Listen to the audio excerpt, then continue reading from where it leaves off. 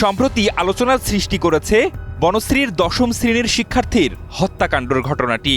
তবে বেশি দিন এই হত্যাকাণ্ডের রহস্য চাপা থাকেনি। ফাতেমা আক্তার লিলি হত্যাকাণ্ডের রুদ্ধশ্বাস রহস্যের জট খুলেছে। পর্দার আড়ালের ঘাতক আর কেউ নয়, লিলিদের দীর্ঘদিনের বিশ্বস্ত কর্মচারী মিলন মল্লিক। অনৈতিক প্রস্তাবে রাজি না হওয়ায় নিজের মালিকের মেয়েকে গলা কেটে হত্যা করেছে মিলন মল্লিক। র্যাবের প্রাথমিক জিজ্ঞাসাবাদে বেরিয়ে এসেছে এমন চাঞ্চল্যকর তথ্য। অনৈতিক প্রস্তাবে রাজি না হওয়ায় জীবন খোয়াতে হলো এক নিষ্পাপ প্রাণকে। ঢাকার দক্ষিণ বনশ্রী এলাকায় বাবা মায়ের সাথে বসবাস করতেন ১০ম শ্রেণীর স্কুল শিক্ষার্থী ফাতেমা আক্তার লিলি। বাবার হোটেল ব্যবসার কর্মচারী মিলন প্রায়ই আসতেন বাড়িতে। লিলির সাথে সুসম্পর্ক ছিল মিলনের।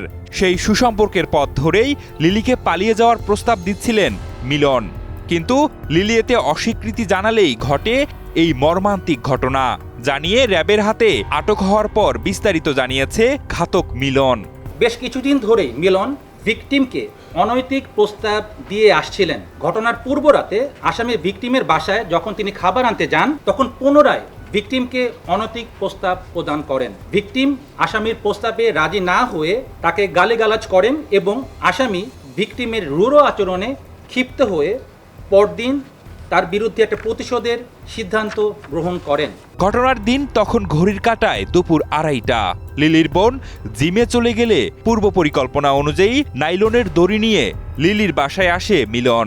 শেষবারের মতো আরও একবার সেই পালিয়ে যাওয়ার প্রস্তাব দিলে লিলি বলেন, বামন হয়ে চাঁদের দিকে হাত বাড়াও। ঠিক তখনই এই কথা শুনে ক্ষিপ্ত হয়ে দড়ি দিয়ে গলা চেপে ধরে মিলন। এরপর যখন লিলি চিৎকার শুরু করে, তখন ধরা খাওয়ার ভয়ে রান্নাঘরে থাকা ধারালো অস্ত্র দিয়ে গলা কেটে হত্যা করে সে। আসামির অনৈতিক প্রস্তাবে রাজি না হওয়ায় ভিকটিমকে এক পর্যায়ে ধস্তাধস্তির এক পর্যায়ে তাকে পিছন থেকে লাইলনের দড়ি দিয়ে তার গলায় শ্বাসরোধ করে তাকে হত্যা করার চেষ্টা করেন।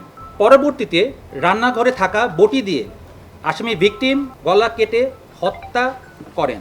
তবে শুধু হত্যা করেই ক্ষান্ত হয়নি মিলন। বাসার আসবাবপত্র তল্লাশি করে কিছু নগদ অর্থ নিয়ে পালিয়ে যায় সে। তবে শেষ রক্ষা হয়নি তার। মিলন পলাতক থাকলেও ১২ জানুয়ারি যৌথ অভিযানে তাকে বাগেরহাট থেকে আটক করে র্যাব। প্রাথমিক জিজ্ঞাসাবাদেই মেলে এসব চাঞ্চল্যকর তথ্য। তবে অধিকতর জিজ্ঞাসাবাদ ও বিস্তর তদন্তে নৃশংস এই হত্যাকাণ্ডের প্রকৃত রহস্য বেরিয়ে আসবে বলেও জানায় র্যাব।